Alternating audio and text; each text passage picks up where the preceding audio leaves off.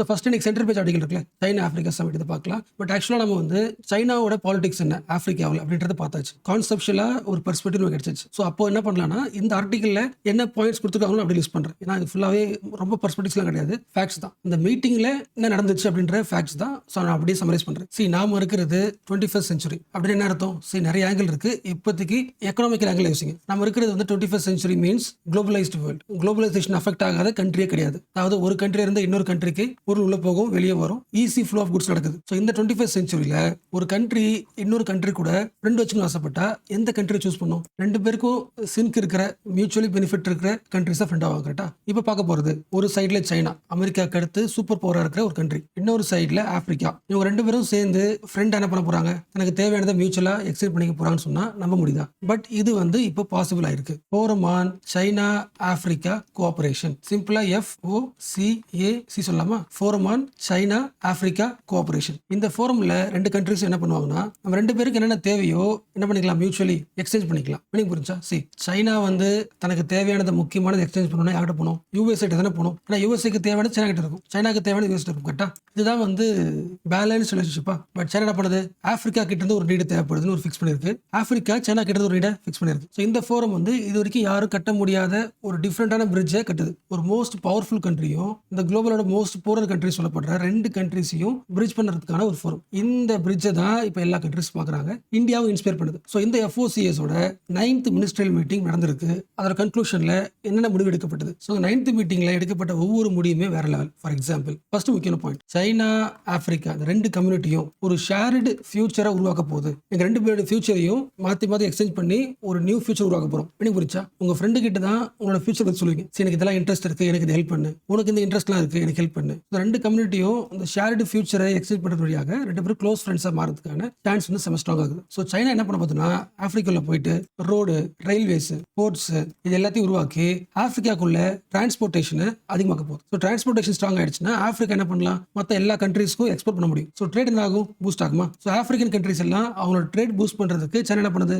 இன்ஃப்ராஸ்ட்ரக்சரா help பண்ணுது. And இந்த help வந்து சைனாக்கு ஒரு பயங்கரமான ஒரு டெவலப்மெண்ட். என்ன ரீசன்? சைனாவோட பெல்ட் அண்ட் ரோடு இனிஷியேட்டிவ். அதோட மெயின் எய்ம் என்ன? ரொம்ப சிம்பிளா சொல்லணும்னா, இந்த உலகம் முழுக்க சைனா என்ன பண்ணணும்? கனெக்ட் பண்ணிக்கணும். எல்லா இடத்துக்கும் சைனாவோட பொருள் போறதுக்கான எல்லா ரூட்டும் உருவாக்குறது தான் இந்த இனிஷியேட்டிவ் வேலை. அப்ப ஆப்பிரிக்காலையும் முக்கியம் தானே? ஆப்பிரிக்கா ஒரு பெரிய கான்டினென்ட். ஆப்பிரிக்காக்குள்ளேயும் அந்த கனெக்டிவிட்டி உருவாக்குறதுக்கான ஒர்க் பண்ணுது. ஸோ ஆப்பிரிக்காக்குள்ள இன்ஃப்ராவை டெவலப் பண்றது வழியாக ஆப்பிரிக்கா டெவலப் ஆகுது. ஆப்பிரிக்காவோட ட்ரேட் ஃபியூச்சர் செம ஸ்ட்ராங்கா போகுது. சைனாவோட இந்த ட்ரீமும் சக்சஸ் ஆகும். ஸோ ஷேர்டு ஃபியூச்சர் மீனிங் புரிச்சா? கண்டிப்பா உங்களுக்கு புரிஞ்சிருக்கும். பட் அகைன் ரிவிஷன் பண்றேன். ஆப்பிரிக்கா இருக்கிற எல்லா வில்லேஜும் ரூரல் ஏரியாஸையும் அர்பன் ஏரியாஸ் கூட கனெக்ட் பண்றதுக்கான ஒரு ரயில்வேஸ் யார் கொடுத்துற போறா? சைனா கொடுத்துற போறா. எக்ஸாம்பிள், இது சைனாக்கு என்ன பெனிஃபிட்? பெல்ட் அண்ட் ரோடு இனிஷியேட்டிவ்க்கு ஹெல்ப்ஃபுல். இது சைனாவுக்கு. ஆப்பிரிக்காக்கு என்ன பெனிஃபிட்? ஆப்பிரிக்கன் கண்ட்ரிஸ் எல்லாருமே எதை ஆஸ்பயர் பண்றாங்கன்னா, அவங்களோட மெயின் எய்ம் அஜெண்டா என்னன்னா இண்டஸ்ட்ரியலைசேஷன் அண்ட் இன்ஃப்ராஸ்ட்ரக்சர் டெவலப்மெண்ட். இந்த கண்ட்ரி வந்து ரொம்ப பேக்வர்டா இருக்குது, பிரைமரி செக்டரா இருக்கு. அப்போ இண்டஸ்ட்ரி உள்ள வரணும். அப்போ இண்டஸ்ட்ரியலைசேஷன், இன்ஃப்ராஸ்ட்ரக்சர் டெவலப்மெண்ட் தான் அவங்களோட அஜெண்டாவே. அந்த அஜெண்டாவுக்கு சைனா அந்த ரோடு, ரயில்வேஸ் போறது வழியாக ஆட்டோமேட்டிக்கா இண்டஸ்ட்ரியலைசேஷன், ட்ரேட், எக்ஸ்போர்ட் எல்லாம் சூப்பர் ஆயிடும். So Africa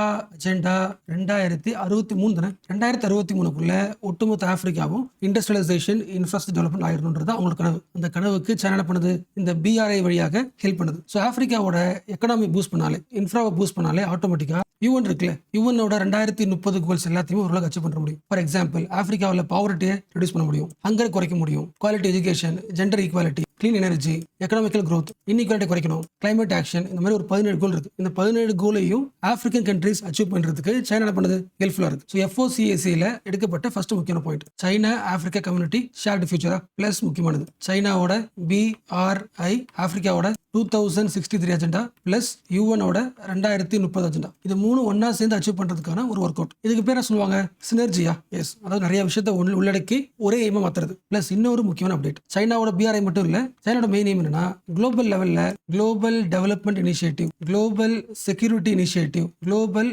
civilisation initiative, GDI, GSI, GCI, இந்த மூணு சைனாவோட இனிஷியேட்டிவ். இந்த மூணு இனிஷியேட்டிவையும் ஆப்பிரிக்காவில் இம்ப்ளிமெண்ட் பண்ண ட்ரை பண்ணுது. இது மூணுமே தனி டாபிக். இது பட் சிம்பிளா சொல்லணும்னா, இந்த உலகம் வந்து என்ன மாதிரி டெவலப்மெண்ட் உருவாக்கணும், இந்த உலகத்துல என்ன மாதிரி செக்யூரிட்டி உருவாக்கணும், உலகத்துல என்ன மாதிரி சிவிலைசேஷன் உருவாக்கணும் அப்படின்றது சைனாக்கு ஒரு ட்ரீம் இருக்கு. அந்த ட்ரீமை உருவாக்க ஆசைப்படுது. அந்த ட்ரீம்ல ஒரு பார்ட்டை இப்போ ஆப்பிரிக்காவில் உருவாக்க ஆசைப்படுது. இன்னும் ரொம்ப சிம்பிளா சொல்லணும்னா, இப்போ ஆப்பிரிக்கா எப்படி இருக்கு? பூரா இருக்கா? அப்போ ஆப்பிரிக்கன் கண்ட்ரியில் ஹெல்த், எஜுகேஷனு, ஃபுட்டு, இன்இக்வாலிட்டி இதெல்லாம் சரி பண்ணுறது டெவலப்மெண்ட். ஸோ அந்த டெவலப்மெண்ட்டுக்கு சைனா இனிஷியேட்டிவ் எடுக்கும். இது ஒன்று. ப்ளஸ் ஆப்பிரிக்கன் கண்ட்ரிஸ்குள்ளேயே நிறைய இருக்கு, நிறைய வார் நடக்குது, டெரரிசம் இருக்கு. அந்த டெரரிசத்தை கண்ட்ரோல் பண்றதுக்கான இனிஷியேட்டிவ், அதாவது ஆப்பிரிக்கன் கண்ட்ரிஸ் எல்லாமே பீஸ்ஃபுல்லா இருக்கிறதுக்கான செக்யூரிட்டி இனிஷியேட்டிவும் யார் ஹெல்ப் பண்றா? சைனா. இப்படி குறிச்சா ஆப்பிரிக்கன் கண்ட்ரி எக்கனாமிக்கலா டெவலப் ஆகிறதுக்கான மெயின் ரீசன் என்னன்னா ஆப்பிரிக்காவில் ஸ்டெபிலிட்டி கிடையாது. அடிக்கடி என்ன நடக்கும்னா ரெண்டு கண்ட்ரி சண்டை போட்டுக்கும், இல்ல ஒரு கண்ட்ரிக்குள்ளே கான்ஃபிளிக்ட் இருக்கும், இல்ல டெரரிசம் வந்து அதிகமா இருக்கும். இந்த மாதிரி இன்ஸ்டெபிலிட்டி சரி பண்றதுக்கு செக்யூரிட்டி ஸ்ட்ராங் பண்ணல, செக்யூரிட்டியை ஸ்ட்ராங் பண்றத இனிஷியேட்டிவ் சைனா என்ன பண்ணுது? டெவலப் பண்ணுது ஆப்பிரிக்காவில். மூணாவது, சைனாவோட கல்ச்சரும் ஆப்பிரிக்கன் கல்ச்சரும் என்ன பண்ணும்? மெர்ஜ் பண்ற மாதிரி. இங்க இருக்கிற பீப்பிள் அங்க போய் என்ன பண்ணுவாங்க? நிறைய கல்ச்சரல் ஈவெண்ட்ல பார்ட்டிசிபேட் பண்ணுவாங்க.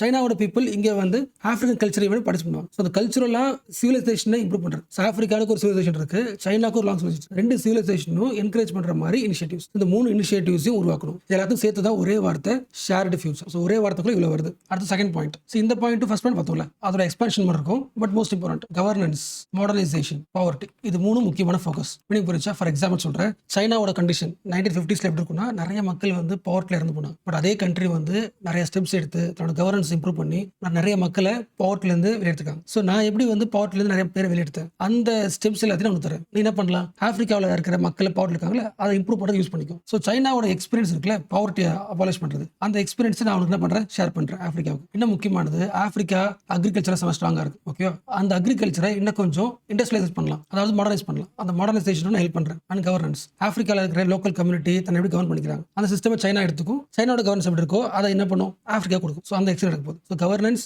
மாடர்னைசேஷன், பவர்ட்டிக்குள்ள எக்ஸ்டெண்ட் எடுக்க போகுது. இது ஒன்று. இதோட முக்கியமானது, ஜென்ரலாவே ஒரு குளோபலைசேஷன் நடக்க போகுதுன்னா அது யாருக்கு ஹெல்ப்ஃபுல்லா இருக்கும்? ஃபார் எக்ஸாம்பிள், இப்போ அமெரிக்காவுக்கும் இந்தியாவுக்கும் ஒரு ட்ரேட் குளோபலைசேஷன் நடக்க போகுதுன்னா யாருக்கு மோஸ்ட் பெனிஃபிட்? யூஎஸ் தான். ஏன்னா டெவலப்பிங் கண்ட்ரியை விட டெவலப்டு கண்ட்ரிஸ் தான் நிறைய பொருளை எக்ஸ்போர்ட் பண்றதுக்கு வாசிட்டு இருக்கு. அப்போ இந்தியா என்ன பண்ணும்? நிறைய பொருளை வாங்கிக்கும். ஸோ வாங்குறது வழியாக நம்ம அதிகம் காசு கொடுப்போம். கரெக்டா? எப்பொழுதுமே குளோபலைசேஷன் வந்து பவர்ஃபுல் கண்ட்ரிஸ் தான் ஸ்ட்ராங் பண்ணும். ஏன்னா பவர்ஃபுல் கண்ட்ரிஸ் ஆல்ரெடி ஆயிட்டாங்க, இண்டஸ்ட்ரியலைசேஷன் ஆயிட்டாங்க. இண்டஸ்ட்ரியலைசேஷன் ஆனதுனால அவங்களால நிறைய பொருள் உற்பத்தி பண்ண முடியும், ஈஸியாக எக்ஸ்போர்ட் பண்ண முடியும். இப்போ இந்தியாவுக்கும் சைனா வச்சுட்டாலும் சரி, இந்தியா ஸ்ரீலங்கா வச்சுக்கலாம். இந்தியா ஸ்ரீலங்கா பண்ணும்போது ஸ்ரீலங்காவோட இந்தியா டெவலப்டு. கரெக்டா? அப்போ இந்தியா என்ன பண்ண? நிறைய பொருள் எக்ஸ்போர்ட் பண்ணும், இந்தியாவுக்கு லாபம். ஸோ எப்போதுமே இந்த குளோபலைசேஷன்ல ரெண்டு கண்ட்ரிக்கு ட்ரேட் நடந்துச்சுன்னா ஒரு சைட் ப்ராஃபிட் இருக்கும். ஸோ அதே மாதிரி சைனா ஆப்பிரிக்காவும் பார்க்கும்போது என்ன தோணுது? சைனாக்கு அதிக ப்ராஃபிட் தோணுதா? சைனா வந்து இப்படி இருக்கு, நிறைய பொருள் உற்பத்தி பண்ற ஒரு கண்ட்ரி. அப்போ என்ன பண்ணும்? எக்ஸ்போர்ட் பண்ணிட்டு இருக்குமா? எக்ஸ்போர்ட் பண்ண யார் வாங்கிட்டு இருப்பா? ஆப்பிரிக்கா வாங்கிட்டு இருக்குமா? ஆப்பிரிக்கா என்ன ஆயிடும்? இம்போர்ட் பண்ற கண்ட்ரியா இருக்கு. இது மாதிரி இருக்கக்கூடாது. Inclusive economic globalisation. மீனிங் புரிச்சா? நம்ம ரெண்டு பேரும் குளோபலைசேஷன் மாதிரி எல்லாத்தையும் எக்ஸ்போர்ட் பண்ணிக்கலாம், இம்போர்ட் பண்ணலாம், எக்ஸ்போர்ட் பண்ணலாம். பட் இன்க்ளூசிவா இருக்கும். இன்க்ளூசிவ்னா ரெண்டு பேருக்குமே ப்ராஃபிட் இருக்கிற மாதிரி அந்த ட்ரேட் உருவாக்கும். குளோபலைசேஷனை ஒரு கண்ட்ரி சைனாக்கு மட்டும் ஹெல்ப்ஃபுல் இல்லாம ஆப்பிரிக்காவுக்கும் இன்க்ளூசிவா அந்த டெவலப்மெண்ட் போற மாதிரியான ஒரு growth உருவாக்கலாம். அண்ட் செகண்ட் பாயிண்ட்ல மூணாவது சப் பாயிண்ட், இது வரைக்கும் புரிஞ்சுல, மாடர்னைசேஷன் ஆக்கணும், பாவர்ட்டி சரி பண்ணணும், கவர்னன்ஸ் சரி பண்ணணும். இது ஒன்று. அண்ட் ஆல்சோ குளோபலைசேஷனை இம்ப்ரூவ் பண்ணலாம். ரெண்டாவது, மூணாவது முக்கிய பாயிண்ட். ஃபர்ஸ்ட் இந்த வார்த்தை பண்ணி சொல்லுங்க, குளோபல் கவர்னன்ஸ். மீனிங் புரியுதா? அதாவது இந்த உலகத்தை வந்து கவர்ன் பண்றதுக்கு எல்லா கண்ட்ரிஸ் சேர்ந்து நம்ம ரூல்ஸ் போடுவாங்களா? இந்த ரூல்ஸ் போடுறதுல யாரோட ரோல் அதிகமா இருக்கும்? டெவலப்டு கண்ட்ரிஸ் அதிகமா இருக்கும். இந்தியாவும் பார்ட்டிசிபேட் பண்ணுது, சைனா பார்ட்டிசிபேட் பண்ணுது. பட் அந்த ரோல்ல வந்து ஆப்பிரிக்கன் கண்ட்ரிஸ் சொல்ற பாயிண்ட்ஸ்லாம் அந்த அளவுக்கு எஃபெக்டிவா இருக்காது. ஏன்னா அவங்க பவர்ஃபுல் கண்ட்ரி கிடையாது. ஸோ சைனா என்ன சொல்லுதுன்னா, குளோபல் லெவல்ல ஒரு ரூல்ஸ் உருவாக்குதுன்னா, குளோபல் கவர்னன்ஸ்ல ஒரு இனிஷியேட் நடக்குதுன்னா அந்த ரூல்ஸ்ல உருவாக்குறதுல ஆப்பிரிக்காவோட இன்ஃப்ளூயன்ஸை அதிகமாக்கலாம். ஸோ குளோபல் டெசிஷன் மேக்கிங் ப்ராசஸ்ல ஆப்பிரிக்காவோட பார்ட்டை அதிகமாக்கலாம். நீங்க புரிஞ்சா? சரி, நீங்க ரூல்ஸ் ரெடி பண்றீங்க, அந்த ரூல்ஸ்ல ஆப்பிரிக்கா இருக்குன்னு வச்சுக்கலாம். இதுக்கு முன்னாடி இல்ல, ஓகேவா? டெவலப்டு கண்ட்ரிஸ் தான். இப்போ ஆப்பிரிக்காவும் உள்ள வந்துருச்சுன்னா அது போற ரூல்ஸ் எப்படி இருக்கும்? ஆப்பிரிக்கா யூஸ்ஃபுல்லா இருக்குமா? அப்போ ஆப்பிரிக்காவில் இருக்கிற பவர்ட்டை சரி பண்ண ரூல்ஸ் பண்ணுமா? ஆப்பிரிக்காவில் நடக்கிற கான்ஃபிளிக்ட் சரி பண்ண ரூல்ஸ் பண்ணுமா? ஆப்பிரிக்காவுக்கும் ஹெல்ப்ஃபுல்லா இருக்கும். அப்போ ஒரு குளோபல் கவர்னன்ஸ்ல ஆப்பிரிக்கா ஆட் பண்ற வழியாக ஆப்பிரிக்கா ஆட்டோமேட்டிக்கா ஆகும், டெவலப் ஆகும். ஸோ இது வழியாக மல்டி போலார் வேர்ல்டை உருவாக்கும். அதாவது சைனா யூஎஸ்ஏ அப்படி பேசுற யூனிபோலர் இருக்காங்களே, சைனா ரஷ்யா இல்ல அமெரிக்கா ரஷ்யா பேசுறாங்களே, ரெண்டு கண்ட்ரி பேசுறாங்க. அந்த மாதிரி பவர்ஃபுல் இல்லாம நிறைய கண்ட்ரிஸ்க்கு பவர்ஃபுல் கிடைக்கிறதுக்கான மல்டி போலார் வேர்ல்டை உருவாக்குறதுக்கு தான் ஆப்பிரிக்காவும் சைனாவும் கோஆபரேட் பண்ணி தவிர சைனாவோட டாமினன்ட்டை மட்டும் உருவாக்குறது கிடையாது அப்படின்றது சொல்லியிருக்காங்க. அப்போ அந்த மல்டி போலார் வேர்ல்டை உருவாக்குறதுக்கு ஃபர்ஸ்ட் என்ன பண்ணும்? யுனைடெட் நேஷனோட செக்யூரிட்டி கவுன்சில் என்ன பண்ணும்? ரிஃபார்ம் பண்ணுமா? அந்த ரிஃபார்ம்ஸ் ஸ்ட்ரெஸ் பண்ணலாம். ஸோ ஃபர்ஸ்ட் நம்பர்ல ரெண்டு கம்யூனிட்டியோட ஷேர்டு ஃபியூச்சரா, ஃபியூச்சர் அர்த்தம் சைனாவோட ஃபியூச்சர் பிஆர்ஐ, அந்த டெவலப்மெண்ட் எல்லாமே ஆப்பிரிக்காவோட அஜெண்டா 2063, யுஎனோட அஜெண்டா எல்லாத்தையும் சேர்த்து டெவலப் ஆகுறது ஃபியூச்சர். ரெண்டாவது கவர்னன்ஸா, குளோபல் கவர்னன்ஸா, மல்டிபோலார் வேர்ல்டா, செகண்ட் பாயிண்ட். இப்போ தேர்ட் முக்கியமான point, AFC, FTA, free trade area. சி ஆப்பிரிக்கான்றது ஒரு பெரிய கான்டினென்ட், கண்ட்ரி கிடையாது. அப்போ ஒவ்வொரு கண்ட்ரில இருக்கும்.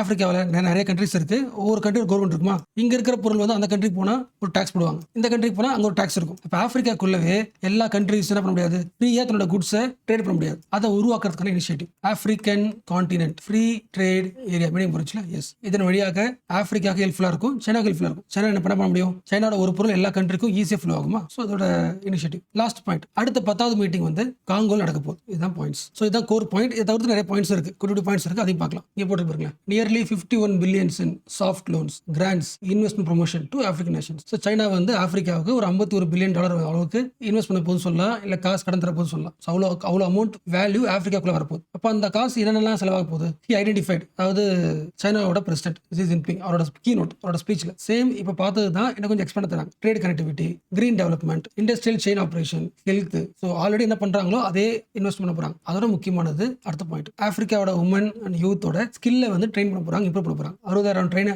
பிக் பண்ணி சைனாவில் இம்ப்ரூவ் பண்ண போறாங்க. ரெண்டாவது, ஒரு 1000 மெம்பர்ஸ் ஆப்பிரிக்காவில் இருக்கிற அரசியல்வாதிகளை ஒரு 1000 பேரை சூஸ் பண்ணி சைனாவுக்கு விஸ் பண்ண வச்சிருக்காங்க. அது கூடவே ஒரு 7000 ஆப்பிரிக்கன் போலீஸ் இருப்பாங்களே, அவங்களையும் என்ன பண்ண போறாங்க, ட்ரெயின் பண்ண போறாங்க. ஸோ யூத்தோட ஸ்கில்லை இம்ப்ரூவ் பண்ண போறாங்க. பொலிட்டிஷியன்ஸ் நிறைய இன்வைட் பண்றாங்க அந்த கவர்னன்ஸை வந்து இம்ப்ரூவ் பண்ணிக்கிறதுக்கு. அப்புறம் வந்து ஆப்பிரிக்காவோட போலீஸ் பர்சனலை ட்ரெயின் பண்ண போறாங்க. அண்ட் லாஸ்ட் முக்கியமான பாயிண்ட் படிக்கலாம், the China's decision to give all the 33 African least developed countries zero tariff treatment for 100% tariff lines. எப்பயும் ஒரு பொருள் வந்து நம்ம கண்ட்ரிக்குள்ள டாக்ஸ் பண்ணுவாங்களே, இந்த 100% டாரிஃபை கட் பண்றாங்க. ஸோ ஆப்பிரிக்கன் கண்ட்ரீஸ் எந்த பொருள் வேணா அனுப்பலாம், டாக்ஸ் கிடையாது. ஸோ டாக்ஸை கட் பண்றது வழியாக அங்க இருக்கிற ஆப்பிரிக்கன் கண்ட்ரீஸ்ல இருக்கிற பிரைவேட் பிளேயர் சரி இல்லை கவர்மெண்ட் சரி, அவங்க கிட்ட ஒரு பொருள் இருந்துச்சுன்னா அதை ஈஸியாக எக்ஸ்போர்ட் பண்ண முடியும். டாக்ஸ் கட்டுற காசு குறைச்சல ப்ராஃபிட் அதிகமாகும். It good boost the African export to China. So இப்போ பார்த்த பாயிண்ட்ஸ்லாம் உங்களுக்கு என்ன முடிவுக்கு வருது? ஒரு கேபிட்டலிஸ்ட் கண்ட்ரி ஒரு டெவலப்பிங் கண்ட்ரியில் அன்டெவலப்ட் கண்ட்ரியில் அப்ரோச் பண்றதுக்கும் ஒரு சைனா மாதிரி ஒரு கண்ட்ரி வந்து ஆப்பிரிக்கா அப்ரோச் பண்றதுக்கும் டிஃபரன்ஸ் இருக்கு. வெஸ்டர்னைஸ்ட் அப்ரோச் இல்லாம ஒரு நேச்சுரல் அப்ரோச், அதாவது மாடர்னைசேஷனாகவும் இருக்கணும், அட் தி சேம் டைம் அந்த அன்டெவலப்டு கண்ட்ரியை இம்ப்ரூவ் பண்ற மாதிரியான ஒரு ஒர்க் அவுட்டையும் சைனா பண்ணுது. நிறைய பேர் சொல்றாங்கன்னா, வெஸ்டர்ன் கண்ட்ரிஸ் சொல்றாங்கன்னா, இது மோஸ்ட்லி ஆப்பிரிக்கா கூட அக்ரிமெண்ட் போடுறதுக்கு மெயின் ரீசன் வந்து ஆன்டி அமெரிக்கன் பார்ட்னர்ஷிப் தான். அமெரிக்காவை காலி பண்றதுக்கான ஒரு ஸ்ட்ராட்டஜி தான் சைனா உருவாக்கி இருக்கு இன் ஆப்பிரிக்கா. ஸோ இவ்வளோ ஸ்டெப்ஸ் வந்து ஃபார்வர்டா இருக்கிற சைனா கிட்ட இருந்து இந்தியா ஆப்பிரிக்கா கூட ரிலேஷன்ஷிப் வச்சுக்கிறதுல இந்தியா என்ன லேர்ன் பண்ணிக்கணும்? What India must learn from China regarding Africa? ஆக்சுவலாக இதாங்க கொஸ்டின். அந்த ஆர்டிகல்ல வந்து மெயின் கோரே வந்து சைனாவும் ஆப்பிரிக்காவும் அவங்களோட ரிலேஷன்ஷிப்பை எப்படி இம்ப்ரூவ் பண்ணிக்கிறாங்க. அதுல இருந்து இந்தியா லேர்ன் பண்ணிக்க வேண்டிய விஷயங்கள் என்ன? ஒரு 5 பாயிண்ட்டை சம்மரைஸ் பண்ற மாதிரி எக்ஸாம் கேட்பாங்க. அதை உங்களால் கண்டுபிடிக்க முடியும், அனலைஸ் பண்ணி ட்ரை பண்ணுங்க. எனக்கு தெரிஞ்சு இப்போ நம்ம டிஸ்கஸ் பண்ணதுல இருந்து கண்டிப்பா இந்தியா வந்து அட்லீஸ்ட் 5 விஷயத்தை லேர்ன் பண்ணிக்கலாம். ஃபர்ஸ்ட் வந்து கன்சிஸ்டன்ட் என்கேஜ்மெண்ட். அதாவது சைனாவோட ஹை லெவல் லீடர்ஸும் ஆப்பிரிக்காவோட ஹை லெவல் லீடர்ஸ் 2 பேருமே கண்டினியூஸா வருஷம் மீட் பண்ணி ஒரு ரேப்பை உருவாக்கிட்டு இருக்காங்க. பட் இந்தியாவுக்கு அது கிடையாது. சைனா வந்து ஒரு சஸ்டைன்டு டிப்ளமசி உருவாக்கிடுச்சு, அடிக்கடி பேசி ஒரு டிப்ளமசி உருவாக்கிடுச்சு. ஸோ இதை இந்தியா லேர்ன் பண்ணிக்கிறோம். Okay, second point, financial commitment. Meaning புரிஞ்சா? எஸ், 2 கண்ட்ரியும் எக்ஸ்சேஞ்ச் பண்ணிக்கிட்டாலும் சைனா வந்து ஆப்பிரிக்கா புவர் கண்ட்ரி தெரிஞ்சதுக்கு அப்புறம் எக்ஸ்ட்ரா ஒரு அமௌண்ட் என்ன பண்ணுது, காசை வந்து லோனா கொடுக்குது, கிராண்டா கொடுக்குது. அந்த பாயிண்ட். 3வது பாயிண்ட், ஸ்ட்ராட்டஜிக் ப்ரையாரிட்டைசேஷன்.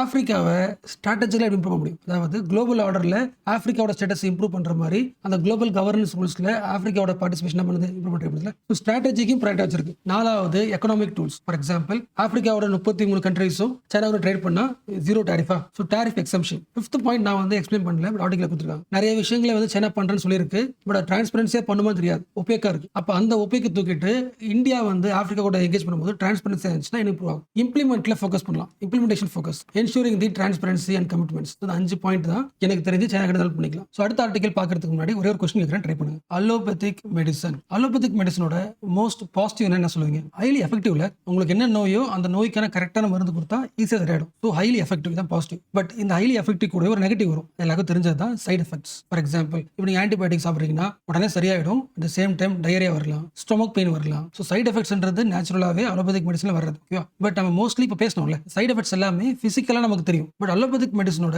முக்கியமான சைட் எஃபெக்ட்ஸ் நம்ம நோட் பண்ண வேண்டியது ஒன்று இருக்கு, நியூரோ சைக்காட்ரிக் சைட் எஃபெக்ட்ஸ். ரொம்ப சிம்பிளா சொல்லணும்னா சைட் எஃபெக்ட் பிசிக்கலா ஒன்று இருக்கு, அண்ட் மைண்ட் அளவும் சைட் எஃபெக்ட் வரும்ல. இந்த மைண்ட் லெவல்ல சைக்காலஜிக்கல் லெவல்ல ஒரு சைட் எஃபெக்ட் வரதை நம்ம நோட் பண்ண மாட்டோம். அதுக்கு ஒரு பெஸ்ட் எக்ஸாம்பிள் நீங்க வந்திருக்கல, மாண்டலிகாஸ்ட் ஓவர் யூஸ்ட் அண்ட் டேஞ்சரஸ். இந்த ஆர்டிகல் வந்து அந்த சைட் எஃபெக்ட்க்கான ஒரு பெஸ்ட் எக்ஸாம்பிள் பார்க்கலாம். ஹாரி மில்லர்னு ஒரு டீனேஜர், பிரிட்டிஷ்ல இருக்க ஒரு டீனேஜர், 14 வயசு. அவர் ஒரு மெடிசன் சாப்பிட்டு இந்த சைட் எஃபெக்ட்னால மென்டல் ஹெல்த் பாதிப்பு ஏற்பட்டு சூசைட் பண்ணிக்கிட்டாரு. மீனிங் புரிச்சா? சைக்காலஜிக்கல் ஸ்ட்ரெஸ் ஒன்று உருவாக்குது, அந்த ஸ்ட்ரெஸ் நம்ம என்ன பண்ணுது, சூசைட் பண்ண தூண்டுது. ஸோ ஒரு மெடிசனை நீங்க வந்து ப்ராப்பரா இன்வெஸ்டிகேட் பண்ணாம எடுத்தீங்கன்னா உங்களுக்கு நல்லா இருக்கிற மாதிரி தெரியும், பிசிக்கலா பெருசா டிஃபரன்ஸ் இல்லாம தெரியும், பட் மென்டலா கூட ஸ்ட்ரெஸ் ஆகலாம். அது ஒரு பெஸ்ட் எக்ஸாம்பிள். ஸோ இவர் வந்து என்ன மெடிசன் சாப்பிட்டார், அதுக்கு முன்னாடி இவருக்கு என்ன நோய்? இவருக்கு ஆஸ்மா நோய். மோஸ்ட்லி நிறைய லட்சக்கணக்கான மக்களுக்கு இருக்கு. மாண்டே லுகாஸ் அந்த ஆர்டிகல் போட்டுருந்துச்சுல, அந்த மெடிசன் பேர். இந்த மெடிசனை தான் சாப்பிட்டிருக்காரு, அதாவது டாக்டர் அந்த மெடிசன் பிரிஸ்கிரைப் பண்ணிருக்காங்க. இந்த மெடிசன் தான் சைட் எஃபெக்ட் உருவாக்கி சூசைட் லெவலுக்கு கொண்டு போயிருக்கு. டிஃபரன்ஸ் தெரியுதா?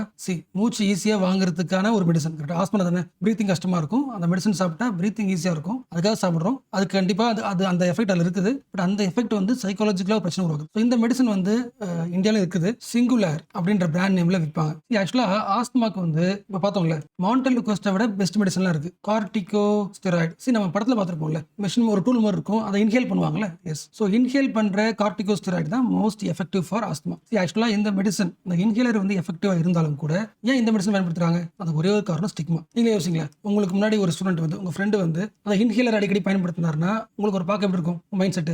ஒரு வீக் பாடி தான் யோசிப்போம். ஸோ இன்ஹேல் பண்றது அப்படின்றது வந்து ஒரு நம்மள வந்து வீக்கா நினைச்சுப்பாங்க, அது ஒண்ணு. அப்புறம் பேரண்ட்ஸ் என்ன வச்சுக்கிறாங்கன்னா, அதை இன்ஹேல் பண்ணிட்டே வந்து ஒரு அடிக்ஷன் மாதிரி ஆயிடும். ஒரு தடவை இன்ஹேல் பண்ணிட்டா வேற வழியே கிடையாது, அதுதான் லைஃப் முழுக்க யூஸ் பண்ற மாதிரி ஆயிடும். உடனே யூஸ் பண்ண தேவையில்லை சொல்லிட்டு பண்ணுவோம்னா இன்ஹேலரை அவாய்ட் பண்றாங்க த்ரூ அவுட் தி குளோப், முக்கியமா இந்தியா. ஸோ இன்ஹேலர் பத்தியான அவேர்னஸ் வந்து அந்த அளவுக்கு இல்ல, ஸ்டிக்மா தான் அதிகமா இருக்கு. ஸோ அதுக்கு ரீப்ளேஸ்மெண்டா மோஸ்ட்லி ஆஸ்துமாக்கு என்ன பண்றாங்கன்னா டேப்லெட் இருக்குல்ல, டேப்லெட் சொல்றாங்க. இந்த மாண்டலிகாஸ்ட்ன்றது டேப்லெட். ஸோ லாங் டேர்ம்ல பெனிஃபிட் தர்ற மெடிசன். இந்த மெடிசனை தான் இன்னும் முக்கியமா அமெரிக்காவிலே பிளாக் பாக்ஸ்ல வச்சிட்டாங்க. அதாவது இந்த மெடிசனை யூஸ் பண்ணக்கூடாது, சைடு எஃபெக்ட் இருக்கு, சைக்காலஜிக்கல் சைடு எஃபெக்ட் இருக்குன்னு அளவுக்கு யூஎஸ் அனௌன்ஸ் பண்ணிச்சு. பட் இந்த விஷயம் இந்தியாவுக்கும் தெரியும். பட் இந்தியாவோட மார்க்கெட்ல இருந்து இந்த மாண்டலிகாஸ்ட் ரீகால் பண்ணப்படல. So montelukast is still unregulated in India.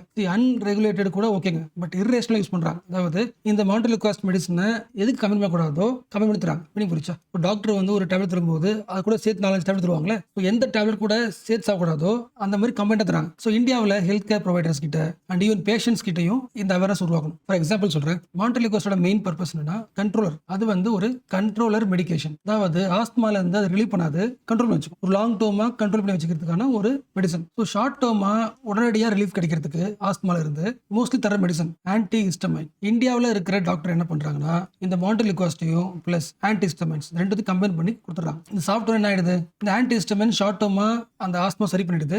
But மாண்டலிகாஸ்டோட side effect இருக்குல்ல, அது அதிகமாக்கி விட்டுருது. என்ன ரீசன்? காம்பினேஷன் தப்பு. அந்த மாண்டலிகாஸ்டோட மெயின் வேலை கண்ட்ரோலர், லாங் டேர்ம் கண்ட்ரோலர். இந்த லாங் டேர்மும் ஆன்டி ஹிஸ்டமைனோட ஷார்ட் டேர்மும் ஆப்போசிட்டா இருக்கும்போது அது கம்பைண்டா கொடுக்கும்போது மாண்டலிகாஸ்டோட சைக்காலஜிக்கல் சைடு எஃபெக்ட் ஆகுது, ரொம்ப அதிகமாயிடுது. ஸோ இந்த காம்பினேஷன் தப்புன்னு தெரியுங்களா, தப்புன்னு தெரிஞ்சு ஏந்துறாங்க. First point. இது என் பாயிண்ட் இல்ல, ஆர்டிகல் சொல்ற பாயிண்ட், ப்ராஃபிட் மோட்டிவ். இந்த ஆன்டி ஹிஸ்டமைன்ஸ் பார்த்தோம்ல, இந்த ஆன்டி ஹிஸ்டமைன்ஸ்ல நிறைய மாத்திரை இருக்கு, நான் லிஸ்ட் பண்றேன். லெவோசிட்ரசைன், லொராட்டடைன், ஃபெக்சோஃபெனடைன், இது எல்லாமே அந்த ஆன்டி ஹிஸ்டமைன் லிஸ்ட்ல வருது. இதெல்லாம் மோஸ்ட் சீப்புங்க, ரொம்ப ரொம்ப சீப் மெடிசன்ஸ். இதுல ஏதாவது ஒரு சீப் மெடிசனை யூஸ் பண்ணிக்கிட்டு பிளஸ் மாண்டலிகாஸ்ட் இருக்குல்ல, அது பிராண்டட் மெடிசன்ல, இது ரெண்டும் சேர்த்து கம்மி தரும்போது இந்த மெடிசன் காஸ்ட் ரொம்ப அதிகமாயிடும். ஸோ ஒரு கஸ்டமர் கிட்ட இருந்து அவரோட ஆஸ்துமா பயன்படுத்தி இந்த மாண்டலிகாஸ்ட் வாங்க வச்சுன்னா இன்னும் எக்ஸ்ட்ரா காசு சம்பாதிக்க முடியும். ஏன்னா இந்த மெடிசன் பிராண்டட் மெடிசன். வழக்கமான மெடிசனை விட 3 மடங்கு அதிகமான காசு அது. இந்தியாவில் 193 இந்த மெடிசன் இல்ல, இந்த மாதிரி லிஸ்ட் சொல்றேன். இந்த மாதிரி பிராண்ட்ஸ் ஒரு 193 ரெஜிஸ்டர்ட் பிராண்ட்ஸ் என்ன பண்ணுதுன்னா அவங்க ஆஸ்துமாக்கு மெடிசன் தரும்போது இந்த மாண்டலிகாஸ்ட்டை கம்பேர் பண்ணி தராங்க. ஸோ இத்தனை பிராண்ட்ஸ் இதையும் ஆட் பண்ணி தான் தராங்க. என்ன ரீசன்? ப்ராஃபிட். 1 இயர்ல மட்டும் 2400 கோடி லாபம். இதனால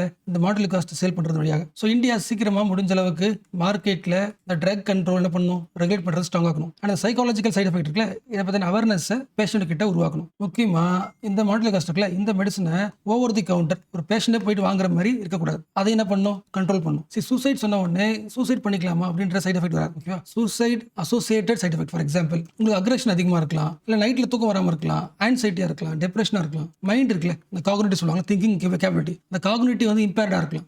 இது எல்லாமே சூசைட் நோக்கி கொண்டு போகலாம். இதெல்லாமே ஃபேக்டர்ஸ் ஃபார் சூசைட். ஸோ இவ்வளோ தெரிஞ்சு மார்க்கெட்ல இன்னமும் இந்த ஷார்ட் டேர்ம் ரிலீவர் கூட இந்த மெடிசன் தரதுன்றது பயங்கரமான ஒரு கிரிட்டிக்கல் ப்ராப்ளம். எந்த கண்ட்ரியில இது மோஸ்ட் கிரிட்டிக்கல் ப்ராப்ளம்? மற்ற கண்ட்ரியை விட, யூகே விட, யூஎஸ்ஏ விட இந்தியாவில் தான் மோஸ்ட் ப்ராப்ளம். என்ன ரீசன்? 2 ரீசன். இந்தியாவில் ஒரு மெடிசன் வந்து அதை வந்து டெஸ்ட் பண்ணதுக்கு அப்புறம் மார்க்கெட்டுக்கு வந்ததுக்கு அப்புறம் அந்த மார்க்கெட்ல அது என்ன வேலை பண்ணுதுன்றத சர்வேலன்ஸ் பண்றதுக்கு கண்டுபிடிக்கிறது யாரும் கிடையாது. ஸோ போஸ்ட் மார்க்கெட்டிங் சர்வேலன்ஸ் இல்லாத கண்ட்ரியில மென்டல் ஹெல்த்னா என்னன்னு தெரியாத ஒரு கண்ட்ரி. கரெக்டா? மென்டல் ஹெல்த்ன்றது பெரிய இஷ்யூ அப்படின்னு நிறைய பேர் தெரியாது. ஸோ இந்த ரெண்டுமே இல்லாத ஒரு கண்ட்ரியில இந்த ஒரு மெடிசன் இருக்கிறதுலாம் ஆபத்து. ஜஸ்ட் வந்து ஒரு ரியல் லைஃப் எக்ஸாம்பிள் சொல்றேன். சம்டைம்ஸ் வந்து நமக்கு வந்து வயிறு சரியில்லாத மாதிரி இருக்கும், ப்ளோட்டிங்கா இருக்கலாம், இல்ல அப்டாமினல் பெயினா இருக்கலாம். நம்ம என்ன யோசிப்போம்? ஓகே, இன்டைஜஷனா இருக்குன்னு யோசிப்போம். கரெக்டா? மோஸ்ட்லி அதான் இருக்கும். இதெல்லாம் காமன் ப்ராப்ளம்ஸ் தான். பட் சில சீரியஸ் இஷ்யூக்கு வந்து இந்த மாதிரி காமன் ப்ராப்ளம் தான் சிம்டமாவே இருக்கும். அதாவது ஹார்ம்லெஸ் சிம்டம்ஸ். நம்ம வேலையை அப்படியே கண்டினியூ பண்ணிட்டே இருக்கலாம், இந்த சிம்டம் பெருசா நோட் பண்ண தேவையில்லை, அப்படியே விட்டுருவோம். பட் அது லாங் டேர்மா பார்த்தா ஒரு பயங்கரமான சீரியஸ் இஷ்யூ உருவாகும். அதுக்கு ஒரு பெஸ்ட் எக்ஸாம்பிள் வந்து ஓவரியன் கேன்சர். இந்தியாவில் வர்ற கேன்சர்ல டாப் 3ல 3வது இருக்கிற கேன்சர் இந்த கேன்சர். ஸோ இந்த கேன்சருக்கும் இந்த சிம்டம் தான் லிங்க். அதாவது ஓவரியன் கேன்சர் வந்துச்சுன்னா உங்களுக்கு வர எல்லா சிம்டம்ஸுமே காமன் சிம்டமா இருக்கும். கண்டிப்பா ஹாஸ்பிட்டல் போய் செக் பண்ண அப்படின்ற சிம்டம் இருக்காது. அதனால ஓவரியன் கேன்சர் வந்தா மட்டும் இந்த காமன் சிம்டமையும் நம்ம என்ன பண்ணணும், நோட் பண்ணிட்டு இருக்கணும். அப்ப யாரா நோட் பண்ணணும்? அதுக்கான ஆர்டிகல் தான் டெக்ஸ்ட்ல போட்டுருக்கல. Yes, understanding the ovarian cancer, it's causes, symptoms and screening methods. ரொம்ப ஈஸி தான், நீங்களே படிச்சிட முடியும். ஜஸ்ட் ஓவராலா சொல்றேன். ஸோ ஓவரியன் கேன்சரோட ஃபர்ஸ்ட் நெகட்டிவ் என்ன? இயர்லி சிம்டம்ஸ் இருந்துச்சுன்னா அந்த சிம்டமும் நீங்க ஸ்கிரீனிங் எடுத்து பார்த்தா கூட கிளியரா தெரியாது. அந்த இயர்லி சிம்டம் பார்க்க எப்படி இருக்கும்? காமன் சிம்டமா இருக்கும், ஹார்ம்லெஸ்ஸா இருக்கும். ஃபார் எக்ஸாம்பிள் பார்த்தோம்ல, ப்ளோட்டிங்கா இருக்கலாம், அப்டாமினல் பெயின், இல்ல பேக் பெயின், இல்ல பசி எடுக்காம இருக்கலாம், ஃபேட்டிக், வெயிட் லாஸ் லிஸ்ட் பண்ணிட்டே இருக்கலாம். கண்டிப்பா இந்த சிம்டம் லிஸ்ட் பண்ணா எல்லாருமே இறங்கிடுவோம். இன்டைஜஷன், கான்ஸ்டிபேஷன் கண்டிப்பா நம்ம எல்லாருக்குமே இது இருக்கும். ஸோ இதனாலேயே நமக்கு வர்றது என்ன யோசிக்க மாட்டோம், ஓவரன் கேன்சர்னு யோசிக்க முடியாது. பட் சில பேருக்கு வர வாய்ப்பு உண்டு. சில பேர் யாரு 60% கேசஸ் இந்த ஓவரன் கேன்சர்ல வராங்கன்னா மேக்ஸிமம் 60% வந்து ஜெனடிக்கலா இருக்கும். ஜெனடிக்னா புரியுதா, அந்த நோய் வந்து உங்க ஜீன்ஸ்குள்ள இருக்கு. அப்ப ஜீன்ஸ்குள்ள இருக்குன்னா ஆட்டோமேட்டிக்கா அந்த அம்மாவுக்கு ஒரு குழந்தை பிறந்துச்சுன்னா அந்த குழந்தைக்கு அந்த ஜீன் போயிடும். ஆட்டோமேட்டிக்கா அந்த குழந்தைக்கு என்ன வரும், ஓவரன் கேன்சர் வாய்ப்பு இருக்கு. BRCA1 BRCA2 இந்த 2 ஜீன் தான் ஓவரியன் கேன்சர் உருவாக்குற 2 ஜீன். ஸோ இந்த ஜீன் வந்து அந்த பிறந்த குழந்தைக்கு அந்த ஜீன் வந்து மியூட்டேட் ஆச்சுன்னா 50% அவங்களுக்கும் ஓவரன் கேன்சர் வரதுக்கு சான்ஸ் உண்டு. அது இந்த ஜீன் வந்து ஃபியூச்சர்ல மியூட்டேட் ஆச்சுன்னா 15% வர சான்ஸ் உண்டு. அப்ப என்ன பண்ணணும், உங்களுக்கு சர்டன் ஏஜ் வந்ததுக்கு அப்புறம் உங்க உடம்புல இந்த 2 ஜீனும், அதாவது உங்க ஃபேமிலிக்கு அந்த ஓவரன் கேன்சர் ஹிஸ்டரி இருந்துச்சுன்னா கண்டிப்பா நீங்க ஒரு சர்டன் ஏஜ் ஆனதுக்கு அப்புறம் இந்த 2 ஜீனும் உங்களோட உடம்புல மியூட்டேட் ஆகுது அப்படின்றத டெஸ்ட் பண்ணணும். ஜீன் டெஸ்டிங் பண்ணணும். ஸோ ஃப்ரீக்வெண்டா மானிட்டர் பண்ணிட்டே இருக்கணும். ஏன்னா கண்டிப்பா ஜீன் உங்க உடம்புல இருக்கு. ஸோ மியூட்டேட் ஆகலாம். ஸோ மானிட்டர் பண்ணிட்டே இருக்கணும். அண்ட் ஆல்சோ அந்த ஜீனை வந்து அழிக்கிறதுக்கு கீமோ ப்ரிவென்ஷன் பண்ணணும். ஸோ இதெல்லாம் பண்ணுவாங்க. இன்னொன்று மோஸ்ட்லி அந்த ஜீன் எங்க இருக்கும், ஓவரில் தானே இருக்கும். ஸோ ஓவர் என்ன பண்ணிடலாம், ரிமூவ் பண்ணிடலாம். ஸோ விஷயத்தை நம்ம ரிமூவ் பண்றோம்ல, ப்ரோஃபிலாக்டிக் சர்ஜரி சொல்லுவாங்க. ஸோ சர்ஜரி பண்ணி அந்த விஷயம் ரிமூவ் பண்ணிட்டா அந்த ஜீன் அதில் போயிடும். ஸோ ஓவரையும் ஃபெலப்பியன் டியூபையும் ரிமூவ் பண்றதும் ஒரு கியூர் ஆகிறதுக்கான ஒரு ஸ்டெப். ஸோ 60% இப்படி வரும். ஓகேவா, மிச்சம் நம்ம இருக்காங்களே, சில பேருக்கு அந்த யூட்ரஸ் இருக்குல்ல, யூட்ரஸ்க்குள்ள லேயர்ஸ் உருவாங்கல்ல. பட் சில பேருக்கு வந்து யூட்ரஸ்க்கு மேலே லேயர்ஸ் உருவாங்க. என்ன சொல்லுவாங்க, எண்டோமெட்ரியாசிஸ் சொல்லுவாங்க. இந்த எண்டோமெட்ரியாசிஸ் அந்த லேயர் இருக்குல்ல, இந்த லேயரை என்ன பண்ணாலும் இந்த லேயருக்கு இருக்கிற செல் இருக்குல்ல, இது மியூட்டேட் ஆகி இது கேன்சர் உருவாக்கலாம். பட் எப்படி இருந்தாலும் இந்த யூட்ரஸ் மேலே உருவாகிற இந்த லேயர்னால வர கேன்சர் செல் இருக்குல்ல, அது அந்த அளவுக்கு ரிஸ்க் கிடையாது. ஸோ அதுக்கு வந்து யூட்ரஸ் ரிமூவ் பண்ணணும் அந்த அளவுக்குலாம் கிடையாது. இன்னும் சில பேருக்கு அந்த ஓவரன் கேன்சர் வருதுன்னா மூணாவது காரணம் லைஃப் ஸ்டைல். உங்களோட ஜெனிட்டல் ஏரியாவில் டால்கம் பவுடர் யூஸ் பண்ணீங்கன்னா அது கேன்சர் வரதுக்கு வாய்ப்பு இருக்குன்னு சொல்லியிருக்காங்களே தவிர ப்ரூவ் பண்ணல. ஓகே, அதாவது டால்கம் பவுடருக்கும் ஓவரன் கேன்சருக்கு ஒரு லிங்க் இருக்கிறதுக்கு சான்ஸ் இருக்குன்னு சொல்லியிருக்காங்க. இது ஒன்று. ரெண்டாவது முக்கியமானது, நம்ம ஹேர் ப்ராடக்ட்ஸ் யூஸ் பண்ணுவோம்ல, அந்த ஹேர் ப்ராடக்ட்ஸ்ல கெமிக்கல்ஸ் இருக்கிற ஹேர் ப்ராடக்ட்ஸ் யூஸ் பண்ணீங்கன்னா இந்த கேன்சர் வரதுக்கு வாய்ப்பு இருக்கு. முக்கியமா டை அடிக்கிறவங்களுக்கு. ரொம்ப காலமா டை அடிச்சுட்டே இருக்கீங்க, அந்த டைல கெமிக்கல் இருக்கு அப்படின்னா that is linked with this cancer. So 1 2 இந்த 2 லைஃப் ஸ்டைல் லிங்க் இருக்குல்ல கேன்சர், இது 2 ப்ரூவ் பண்ணல பட் லிங்க் இருக்குன்னு சொல்றாங்க. ஸோ பிரஸ்ட் கேன்சர் மாதிரி இல்ல cervical கேன்சர் மாதிரி சிம்டம்ஸ் வந்து சீக்கிரமா தெரியாது. அப்படியே நீங்க CA-125 பிளட் ஸ்கிரீனிங் டெஸ்ட் எடுத்து பார்த்தாலும் இந்த டெஸ்ட் தர ரிசல்ட் இருக்குல்ல அந்த அளவுக்கு 100% அக்யூரசி கிடையாது. அதாவது தப்பான முடிவு சொல்லலாம். அதாவது உங்களுக்கு இருக்குன்னு போய் சொல்லலாம், ஃபால்ஸ் பாசிட்டிவ் உங்களுக்கு இருக்குன்னு போய் சொல்லலாம். ஸோ இது வந்து ஒரு பயங்கரமான நெகட்டிவ். ஃபார் எக்ஸாம்பிள் உங்களுக்கு ஒரு காமன் சிம்டம் வச்சுக்கலாம். ஒரு காமன் சிம்டம் டாக்டர் போறீங்கன்னா அவங்க என்ன சொல்லலாம், CA-125 சொல்லி மோஸ்ட்லி சொல்ல மாட்டாங்க. ஏன்னா ரிசல்ட் மேக்ஸிமம் உங்களுக்கு பாசிட்டிவ் வர வாய்ப்பு இருக்கு. ஏன்னா வந்து ஃபால்ஸ் பாசிட்டிவ் வருதுல, அப்போ என்ன நீங்க ஆன்சியஸ் ஆயிடுவீங்க, பயம் வந்துடும். அதனாலவே இந்த ஸ்கிரீனிங்கை பண்ண மாட்டாங்க. ஸோ வேற வழியே இல்லை, டாக்டர் தான் மோர் ஸ்பெஷலைஸ்டா பர்சனலைஸ்டா அவங்களோட சிம்டம்ஸ்லாம் நோட் பண்ணி கண்டுபிடிக்கணும். ஆனால் உங்களுக்கு தெரியும் நினைக்கிறேன், அந்த கேன்சர் செல் இருக்குல்ல, கட்டி சொல்லுவாங்கல்ல, அந்த கட்டி இயர்லியா இருந்தால் கொஞ்சம் சரி பண்ண முடியும். டைப் 1 டியூமர் செல்லா இருக்குன்னா ஓரளவுக்கு என்ன பண்ணலாம், மீனிங் புரிச்சா. அதாவது நீங்க ஃப்ரீக்வெண்டா ஹாஸ்பிட்டல் போயிட்டே இருக்கிறதுனால உங்களுக்கு அந்த ஓவரன் கேன்சர் கண்டுபிடிச்சிட்டாங்க. இயர்ல கண்டுபிடிச்சிட்டா உங்களுக்கு இருக்கிற டியூமர் வந்து டைப் 1 டியூமர் தான். ஸோ அதிகமாக ஸ்ப்ரெட் ஆயிருக்காது. அதிகமாக ஸ்ப்ரெட் ஆகாதனால சீக்கிரமா என்ன பண்ண முடியும், கியூர் பண்ண முடியும். டைப் 2ன்றது இன்னும் கொஞ்சம் அட்வான்ஸ்ட், ஸ்ப்ரெட் ஆயிடுச்சு, வேற வழி இல்லை, டெத்துக்கு அதிகமான பாசிபிலிட்டிஸ் இருக்கு. ஸோ ட்ரீட்மெண்ட் வந்து எந்த அளவுக்கு அக்ரெசிவ் பண்ண முடியுமோ அக்ரெசிவ் பண்ணணும். லாஸ்டா ஒரே ஒரு பாயிண்ட், போஸ்ட் மெனோபாசல் உமன் அவங்க இன்னும் கொஞ்சம் ஜாக்கிரதையா இருக்கணும். ஏன்னா மெனோபாஸ்க்கு அப்புறம் சில சிம்டம்ஸ் வரும். ஹார்ட் ஃபிளாஷ் சொல்லுவாங்க, அதாவது உடம்பு வந்து டக்குன்னு வந்து ஹீட் ஆயிடும். இது ஒன்று.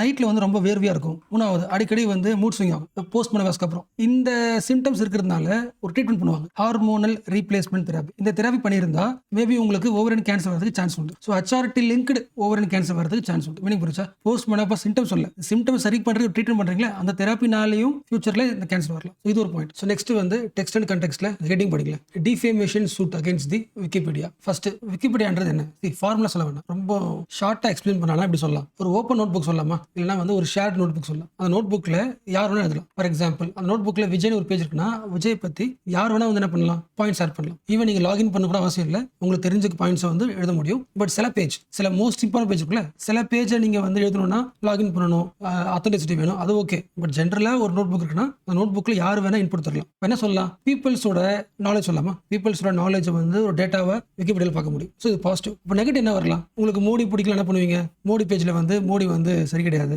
அவர் வந்து இந்தியாவை கெடுக்கிறார், நிறைய இதெல்லாம் இல்லை. ஸோ அன்ஃபேர் பாயிண்ட்ஸ் எழுத முடியல, அதாவது ஃபேக் பாயிண்ட்ஸ், தப்பான பாயிண்ட்ஸ் எழுத முடியல. ஸோ ஏஷியன் நியூஸ் இன்டர்நேஷனல், சிம்பிளா ANI, அவங்க வந்து விக்கிபீடியா மேல கேஸ் போட்டிருக்காங்க. எங்களை பத்தி எழுதின விக்கிபீடியா என்ன சொல்றாங்கன்னா, நாங்க கவர்மெண்ட்டுக்கு சப்போர்ட் பண்ற ஆளு, கவர்மெண்ட் என்ன சொல்லுதோ அந்த ப்ரொபகண்டாவை நாங்க ஸ்ப்ரெட் பண்ணிட்டு இருக்கோம், நாங்க வந்து ஒரு ஃபேக் நியூஸ் நெட்வொர்க் அப்படின்னு வந்து எங்களோட பேரை டிஃபேம் பண்ற மாதிரி எழுதிருக்கு. ஸோ அது தப்பு. அது அப்ப அந்த பாயிண்ட்ஸை யாரெல்லாம் எழுதினாங்க விக்கிபீடியாவோட நோட் புக்ல, எங்களை பத்தி யாரெல்லாம் அந்த தப்பான பாயிண்ட்ஸ் எழுதினாங்க அந்த இன்ஃபர்மேஷன் கொடுங்கன்னு கேட்டிருக்காங்க. ஆக்சுவலா இந்த ANI பத்தியான இஷ்யூ பாக்குறதுக்கு முன்னாடி முதல்ல யோசிங்களா, இது நோட் புக்கா, யாரும் எழுதலாமா. எக்ஸாம் விஜய் சொல்றேன், ஓகேவா, எனக்கு விஜய் பிடிக்கும், ஸோ பாஸ்ட் நான் எழுதுறேன், ஓகேவா, உங்களுக்கு விஜய் பிடிக்காது, நீ என்ன பண்ணுவீங்க, நெகட்டிவ் எழுதுவீங்க. ஆனா இன்னொருத்தர் வருவார், என்ன பண்ணுவாரு, இந்த 2 பாயிண்ட் எடிட் பண்ணி வேற ஒண்ணு எழுதுவார். ஆனா இன்னொருத்தர் வந்து இது எல்லாத்தையும் டெலீட் பண்ணிட்டு வேற ஒண்ணு எழுதலாம். இதுக்கு பேர் என்னங்க, எடிட்டிங் வார் சொல்லலாமா? எடிட் வார். உங்க லைன்ஸ் மாத்தி மாத்தி போட்டு இன்னொருத்தவங்க லைன்ஸ் மாத்திட்டு உங்க லைனை அப்டேட் பண்ணிட்டு அவங்க லைனை தப்புன்னு சொல்லி உங்க லைனை கரெக்ட்னு சொல்லி அந்த எடிட்டிங்ல ஒரு வார் நடக்குதுல. எஸ், எடிட் வார்ன்ற வார்த்தையை கொடுத்துருக்காங்க அந்த ஆர்டிக்கல்ல. ஸோ எங்க மேல வந்து ஒரு எடிட்டிங் வாரே நடந்திருக்கு அப்படின்னு ஏஐ சொல்றாங்க. 2020 இருந்து நிறைய டிஃப்ரெண்ட் யூசர்ஸ் வந்து நிறைய இன்ஃபர்மேஷன் மாத்தி மாத்தி கொடுத்து எங்க பேரை கெடுக்கிறாங்கன்ற பாயிண்ட். ஸோ எங்களை பத்தி ஆட்களோட பேர்லாம் கொடுன்னு கேட்கறாங்க. பட் ஆக்சுவலா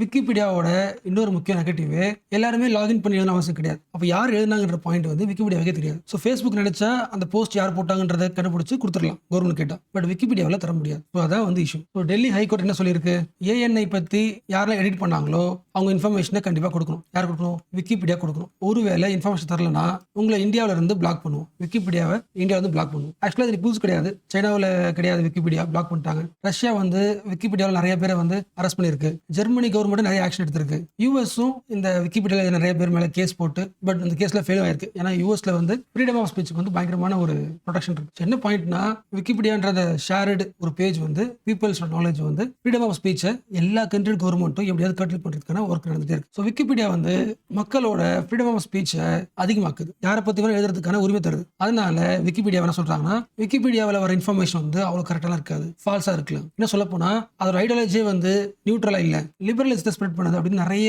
லேபிளிங் விக்கிபீடியாவில் இருக்கு. ஸோ இந்த கேஸோட முடிவு டெல்லியில் நடக்குது, இந்தியா நடக்குது. Freedom of speech, digital content. So இந்த ஜட்மெண்ட் வந்து ஒரு முக்கியமான இம்பாக்ட் கண்டிப்பா ஏற்படுத்தும் நினைக்கிறேன். பார்க்கலாம். நெக்ஸ்ட் நீங்க ஃப்ரண்ட் பேஜ்ல அந்த இம்பால் பத்தியான இஷ்யூ பாத்தீங்களா? 2 நாளா ஸ்டூடெண்ட்ஸ் வந்து ப்ரொடெஸ்ட் பண்றாங்க. 2 கோரிக்கை வைக்கிறாங்க. ஃபர்ஸ்ட் எந்த ஊரை பத்தி பேசியிருக்கோம், மணிப்பூர். மணிப்பூர்ல இம்பால் இல்லையா? ஸோ இம்பால்ல ஒரு பயங்கரமான டென்ஷன் நடந்துட்டு இருக்கு. என்ன ரீசன், மணிப்பூர்ல வயலன்ஸ் மறுபடியும் ரெனியூ ஆயிருக்கு. எல்லாருக்குமே தெரியும் மணிப்பூர்ல நடக்கிறது வந்து சிவில் கான்ஃபிளிக் தான். மக்கள் 2 இனத்துக்கு வந்து எத்னிக் கான்ஃபிளிக் நடந்துட்டு இருக்கு. பட் அந்த எத்னிக் கான்ஃபிளிக்குள்ள செப்டம்பர் 1 ட்ரோன்ஸை யூஸ் பண்ணி ஒரு லாங் ரேஞ்ச் ராக்கெட்டை யூஸ் பண்ணி இம்பால அட்டாக் பண்ணிருக்காங்க. ஸோ சாமானிய மக்களால இந்த ட்ரோன்ஸ் ராக்கெட்லாம் பயன்படுத்த முடியாது. அப்போ ஒரு இம்பால்ன்ற முக்கியமான ஒரு இடத்துக்குள்ள ட்ரோன்ஸ் ராக்கெட்லாம் வந்திருக்கு அப்படின்னா போலீஸ் என்ன பண்றது? மணிப்பூர் ஸ்டேட்டுக்குனே ஒரு தனி செக்யூரிட்டி அட்வைசர் இருக்காரு. செக்யூரிட்டி அட்வைசர் என்ன பண்றாரு, டிஜிபி என்ன பண்ணிட்டு இருக்காரு. இந்த 2 பேரையும் ரிமூவ் பண்ணும். இது ஒண்ணு. இம்பால் பகுதியை சேர்ந்த எல்லா எம்எல்ஏஸும் இது மாரலாவே எங்களால தடுக்க முடியல அப்படின்னு மாரல் கிரவுண்ட்ஸ்ல அவங்க ஜாபை விட்டு வெளியே வந்துடணும். அதாவது கிரைசிஸை சரி பண்ண முடியல அப்படின்னு சொல்லிட்டு அவங்கள வெளியே வந்துடணும். ஸோ இதுதான் ஸ்டூடெண்ட்ஸோட டிமாண்ட்.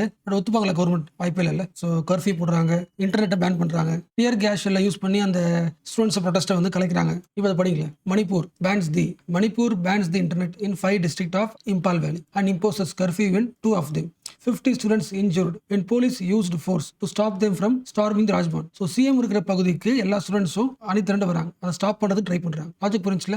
ஸ்ரீலங்காவில் நடந்த மாதிரி, பங்களாதேஷ் நடந்த மாதிரி சேம் தீம்ல ஸ்டூடெண்ட்ஸ் எல்லாருமே அந்த ஹெட் குவார்டர்னு சொல்லுவாங்கல்ல, சிஎம் இருக்கிற ரெசிடென்ஸ்க்கு வராங்க. போலீஸ் பிடிக்காதுல, ஸ்டாப் பண்றாங்க. ஸோ இஷ்யூ நடந்துருக்கு. என்ன பார்க்கலாம். ஸோ ஃப்ரண்ட் பேஜ்க்கு அப்புறம் பின்னாடி பிசினஸ் பேஜ் இருக்குல்ல, அது வந்துருக்கு. பிசினஸ் பேஜ்ல இந்த நியூஸ் முக்கியங்க. சரி, ரொம்ப ஃபர்ஸ்ட் ஹெட்டிங் படிங்க, புரிதா சொல்லுங்க. தி growth of credit outpacing deposits can tighten the liquidity. See, first இந்த எக்ஸாம்பிள் புரிதா சொல்லுங்க. இப்போ இது வந்து உங்க வீடு, ஓகே? உங்க ஃபேமிலி நீங்க தான் பாத்துக்கிறீங்க, நீங்க சம்பளம் வாங்குறீங்க, ஓகே? பட் திடீர்னு எமர்ஜென்சி இந்த வீட்டுக்கு செலவு வரலாம். அப்ப என்ன பண்ணுவீங்க? எப்பொழுதும் ஒரு கொஞ்சம் காசு எடுத்து வச்சுப்பீங்களே, அதுக்கு பேர் என்ன? அந்த வீட்டோட லிக்விடிட்டி. அந்த வீட்டுக்கு எப்பயாவது எமர்ஜென்சி காசு தேவைப்படும். உடனடியாக கையில் என்ன பண்ணுவீங்க? செலவு பண்றதுக்கு, டக்குன்னு செலவு பண்றதுக்கு கையில கொஞ்சம் காசு வச்சிருப்பீங்க. சில அமௌண்ட் என்ன பண்ணுவீங்க? நீ கையில வச்சிருப்பீங்க. கரெக்டா? ஒரு வீட்டுக்கே லிக்விடிட்டி தேவைப்படுதுன்னா பேங்க்ஸ்க்கு மோஸ்ட் இம்பார்ட்டன்ட்ல. பேங்க்ஸ்ல நிறைய கஸ்டமர்ஸ் இருக்காங்க, காசு போடுறாங்க, காசு எடுக்கிறாங்க. திடீர்னு பேங்க்ஸ்க்கு என்ன தேவைப்படும்? எமர்ஜென்சியா மணி தேவைப்படலாம். இப்போ எல்லா காசும் பேங்க் என்ன பண்ணிட்டு இருக்குன்னா, கடன் கொடுத்து இருந்துச்சுன்னா டே டு டேல ஏதாவது எமர்ஜென்சி வந்துச்சுன்னா தன்னை சேஃப்கார்ட் பண்ணிக்கிறது காசு வரும்ல. ஸோ பேங்க்ஸ் என்ன பண்ணும்னா சில அமௌண்ட்டை லிக்விடிட்டியா அதோட எமர்ஜென்சி எடுத்து வச்சுக்கும். ஸோ இது புரிஞ்சுல? ஸோ வாட் இஸ் லிக்விடிட்டி புரியுதுல?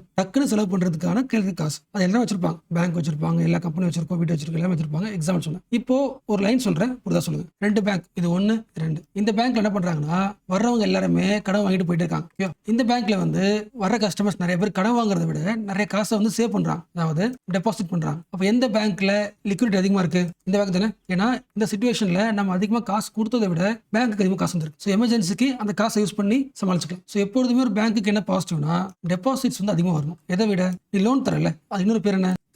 கிரெடிட்டை விட நீ லோன் தரதை விட அதிகமாக டெபாசிட் வந்துட்டே இருக்குன்னா உன் பேங்க் சேவ். எப்போ அந்த டே டு டே லிக்விடிட்டி தேவைன்னா யூஸ் பண்ணிக்கலாம். இப்போ அந்த ஹெட்டிங் பண்ணிக்கலாம். The growth of credit outpacing the deposit. ஒரு பேங்க்ல டெபாசிட் பண்ற அமௌண்ட்டை விட கடன் தர்றாங்களே அந்த கிரெடிட் ஆகிட்டே இருக்கு, அதிகமாகிட்டே இருக்கு. அப்போ ஃபியூச்சர்ல பேங்கோட லிக்விடிட்டி ஆகும், ரிட்டர்ன் ஆகுமா? அதான் பாயிண்ட். ஸோ நெக்ஸ்ட் ஒரு கொஸ்டின் கேட்குறேன், ட்ரை பண்ணுங்க. ஸோ இது வந்து ஒரு வில்லேஜ், ஓகே? இந்த வில்லேஜ்ல இது வரைக்கும் எலக்ட்ரிசிட்டி இல்லை, ரொம்ப சின்ன வில்லேஜ். ஃபார் எக்ஸாம்பிள் இப்போ இந்த ஊர்ல எலக்ட்ரிசிட்டி வந்துட்டா என்னென்ன பாசிட்டிவ்ஸ்? அங்க இருக்கிற வீடுகள் வந்து அவங்க வீட்டில் லைட் யூஸ் பண்ணிக்கலாம், படிக்க யூஸ் பண்ணிக்கலாம், அதெல்லாம் ஓகே தான். ஹவுஸ் ஹோல்ட் பர்பஸ் அது ஓகே, அது ஈஸியாக புரியுது. அதே எலக்ட்ரிசிட்டி வச்சு அந்த லைட்டை வச்சுக்கிட்டு பிஸ்னஸும் பண்ணலாம்ல. பிஸ்னஸ்னா அந்த ஊரில் ஒரு கடை இருக்குன்னா கரண்ட் இல்லைன்னா 5 மணிக்கு க்ளோஸ் பண்ணிடுவாங்க. இப்போ கரண்ட் இருக்கு, நைட்டு 10 மணிக்கு இருக்கலாம்ல. என்ன பாயிண்ட் சொல்லுறேன்னா, ஒரு வில்லேஜில் எலக்ட்ரிசிட்டி தரது வந்து அந்த வீட்டுக்கு ஹவுஸ் ஹோல்டுக்கு லைட் வரும், அதனால பெனிஃபிட் இருக்கு, அது வேற. ரெண்டாவது, அந்த எலக்ட்ரிசிட்டி அங்கே இருக்க மக்கள் வந்து தன்னோட எக்கனாமிக் கெயினுக்காகவும் பயன்படுத்துவாங்க. அது வழியா ஒரு கண்ட்ரியோட எக்கனாமிக் க்ரோத் புரிஞ்சா. ஒரு வில்லேஜ்ல எலக்ட்ரிசிட்டி கொண்டு வரதுனால ஒவ்வொரு இண்டிவிஜுவலோட பெர் கேபிட்டல் இன்கம் அதிகமாகலாம். ஸோ சோஷியல் பெனிஃபிட்டும் உண்டு, எக்கனாமிக் பெனிஃபிட்டும் உண்டு. ரெண்டு பெனிஃபிட் இருக்கிறதுனால தான் எல்லா வில்லேஜ்லயும் கவர்மெண்ட் வந்து கஷ்டப்பட்டு அந்த இன்ஃப்ராஸ்ட்ரக்சர்லாம் ரெடி பண்ணி கரண்ட் தராங்க. நல்லா யோசிங்களா. இந்த வில்லேஜ் வந்து பெரிய வில்லேஜ், ஒரு 5000 மக்கள் இல்லைன்னா ஒரு அட்லீஸ்ட் ஒரு 3000க்கு மேல மக்கள் இருக்காங்க. சில வில்லேஜ்ல 1000 பேரோட கம்மியா இருக்காங்க. எந்த வில்லேஜ்ல கவர்மெண்ட் அந்த எலக்ட்ரிசிட்டி இன்ஃப்ராஸ்ட்ரக்சர் உருவாக்குறது பெனிஃபிட்டா இருக்கும்? இங்க தானே மக்கள் நிறைய பேர் இருக்காங்க. அந்த இன்ஃப்ராஸ்ட்ரக்சர் போறது நிறைய பேருக்கு யூஸ்ஃபுல்லா இருக்கு. நிறைய பேர் எலக்ட்ரிசிட்டி யூஸ் பண்ணுவாங்க, வீட்டுக்கும் பயன்படும். ஒவ்வொருத்தவங்களும் என்ன பண்ணலாம், அந்த எலக்ட்ரிசிட்டியை எக்கனாமிக்கல் இம்ப்ரூவ்மெண்ட் யூஸ் பண்ணலாம். பட் சின்ன வில்லேஜா இருக்கிற ஒரு 1000 பேர் இருக்காங்க, கம்மியா இருக்காங்கன்னா கஷ்டப்பட்டு அவ்வளவு இன்ஃப்ராஸ்ட்ரக்சர் போட்டும் வீட்டுக்கு யூஸ் ஆகும் எப்போதுமே. அது சோஷியல் பெனிஃபிட் உண்டு. எக்கனாமிக்கலா அந்த எலக்ட்ரிசிட்டியை தன்னோட இண்டிவிஜுவல் க்ரோத்துக்கு பயன்பட மாட்டேங்குது. எலக்ட்ரிசிட்டி போட்டும் ஒவ்வொரு இண்டிவிஜுவலும் அவங்களோட பாவர்ட்டில இருந்து வெளியே வர முடியல. ஏன்னா அந்த எலக்ட்ரிசிட்டி இருக்கு, காஸ்ட்லியா இருக்கு. அப்ப என்ன பண்ணி ஆகணும், எந்த வில்லேஜ்னா குட்டி வில்லேஜோ அவங்களுக்கு காஸ்ட் எஃபெக்டிவா எலக்ட்ரிசிட்டி உருவாக்கணும்.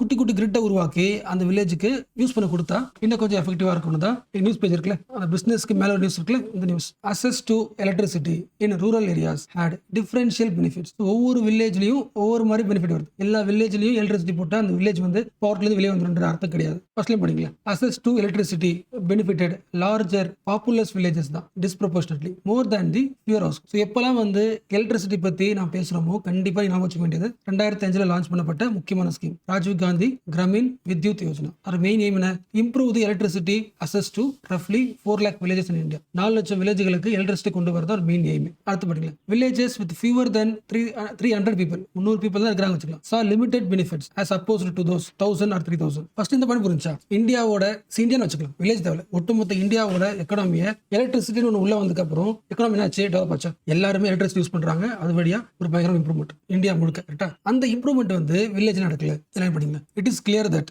Electricity access boost the GDP of the country national level, but does it necessarily improve the lives of those living in small communities. குட்டி குட்டி வில்லேஜ்ல வர கம்யூனிட்டிஸோட லைஃபை எலக்ட்ரிசிட்டி இம்ப்ரூவ் பண்ணல. நம்ம லைஃபை இம்ப்ரூவ் பண்ண மாதிரி எலக்ட்ரிசிட்டி அவங்க லைஃப் இம்ப்ரூவ் பண்ணல. அவங்களுக்கான தேவைகள் வேற, அதுக்கேற்ற மாதிரி மாற்றணும். ஃபார் எக்ஸாம்பிள், ஒரு 300 பேர் இருக்கிற ஒரு வில்லேஜ்ல எலக்ட்ரிஃபிகேஷனால அங்க இருக்கிற மக்களுக்கு பெரிய ரிட்டர்ன்லாம் வரல. Even after 20 years and full electrification at less than 27% chance of generating economic benefits. சில பேர் யோசிக்கலாம், இது பெரிய அப்டேட்டா, புது ஸ்கீம்ஸ்ல எதுவுமே அனௌன்ஸ் பண்ணல, இந்த பாயிண்ட்ஸ் முக்கியமான யோசிக்கலாம். பட் எலக்ட்ரிசிட்டியோட பெர்ஸ்பெக்டிவ் மாத்திருக்கு. எலக்ட்ரிஃபிகேஷன் பத்தி எக்ஸாம்பிள் கொஸ்டின் கேட்டாங்கன்னா, இன்ஃப்ராஸ்ட்ரக்சர் பத்தி கொஸ்டின் கேட்டாங்கன்னா, எலக்ட்ரிஃபிகேஷன் ப்ராசஸ் வந்து அர்பன்லயும் வில்லேஜ்லயும் மெத்தட் வந்து டிஃபரெண்டா இருக்கணும். ஈவன் ரூரல் வில்லேஜ்ல பாப்புலேஷன் கம்மியா இருக்கிற ஒரு வில்லேஜ்ல எலக்ட்ரிஃபிகேஷன் மெத்தட் மாத்தணும்ன்ற ஒரு பாயிண்ட் ஆட் பண்ண முடியும். அடுத்த சேம் பேஜ்ல இந்த ஹெட்லைன்ஸ் முக்கியம், ஹெட்டிங் படிங்க. will deploy 5000 சைபர் கமாண்டோஸ், சைபர் ஆன்லைன்ல police in 5 years says Amit Shah. So பயங்கரமான அப்டேட் இது. படி ஈஸியாக தான் இருக்கும், நான் எக்ஸ்பிளைன் பண்ற அளவுக்குலாம் கஷ்டம் கிடையாது, படிச்சிருக்கேன். ஸோ ஆன்லைன்ல போலீஸ் கொண்டு வரணுமா, கண்டிப்பா கொண்டு வரணும். அமித்ஷாவோட பாயிண்ட். நம்ம தேசத்தோட பாதுகாப்பு இருக்குல்ல, அது எங்க இருக்கு, பார்டர்ல மட்டும் கிடையாது, ஆன்லைனும் தான். சைபர் செக்யூரிட்டி ஸ்ட்ராங்கா இருந்துச்சுன்னா நேஷனல் செக்யூரிட்டி ஸ்ட்ராங்கா இருக்குன்னு அர்த்தம். அப்ப சைபர் செக்யூரிட்டி ஸ்ட்ராங் பண்றதுக்கான இன்ஃப்ராஸ்ட்ரக்சரை இந்தியா உருவாக்கணும். ஸோ ஃபியூச்சர்ல அடுத்த 5 yearsல ஒரு 5000 சைபர் கமாண்டோஸ் ஆன்லைன்ல வருவாங்க. ஸோ டிஜிட்டல் ஸ்பேஸை எப்படி சேஃபா பாத்துக்கிறதுக்கான recommendation guidance state level central லெவல்ல இருக்க எல்லா ஏஜென்சிக்கும் இவங்க தருவாங்க. ஆல்ரெடி இந்தியா கிட்ட Indian cyber crime coordination centre எனக்கு தெரிஞ்சு இது உருவாக்கி 1 year ஆயிடுச்சு. இந்த ஃபவுண்டேஷன் போட்டு 1 year ஆயிடுச்சு. அந்த 1 year செலிப்ரேட் பண்ற மாதிரி இந்த பாயிண்ட் இருக்காங்க. இந்தியாவில் ஆல்ரெடி சைபர் கிரைமை வந்து சரி பண்றதுக்கான ஒரு கோஆர்டினேஷன் சென்டர் வந்து இந்தியா உருவாக்கி இருக்கு. இந்த சென்டருக்கு மட்டும் ஒரு நாளைக்கு 76,000 கால் வருது. சைபர் கிரைமால பாதிக்கப்பட்ட ஒரு 67,000 கால்ஸ் வந்து டெய்லி வருதுன்றதுதான் ஃபேக்ட். என்ன ரீசன், 2014 இருந்து 2024 பயங்கரமான இன்டர்நெட் பூம் இந்தியா நடந்திருக்கு. 2014 இந்தியாவோட ஆன்லைன் பாப்புலேஷன் 25 கோடி தான். இப்போ 95 crore மக்கள் வந்து ஜஸ்ட் 10 வருஷத்துல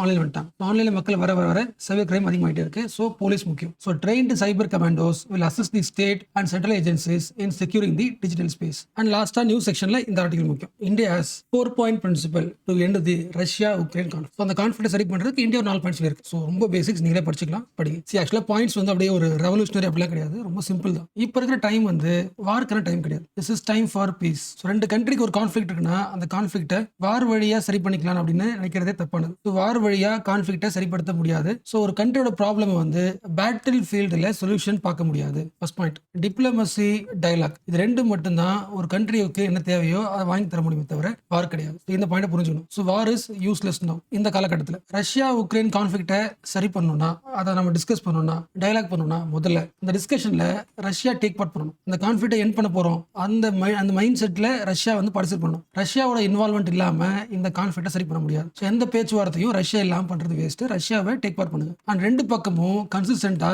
எங்கேஜ் பண்ணிட்டே இருக்கணும். So mediation is most important, 1வது பிரின்சிபல். ஸோ அந்த மீடியேட்டரி ரோலை வந்து இந்தியா டேக் பார்ட் பண்றது ரெடியா இருக்கு. ஸோ ரஷ்யா உக்ரைன் கான்ஃபிளிக்ட்ல இந்தியா வந்து அந்த மீடியேட்டரி ரோலை வந்து டேக் பார்ட் பண்ணிச்சுன்னா குளோபல் லெவல்ல டிப்ளமசில ஒரு வேற மாதிரி ஒரு ஷிஃப்ட் வந்து உருவாக்கும்.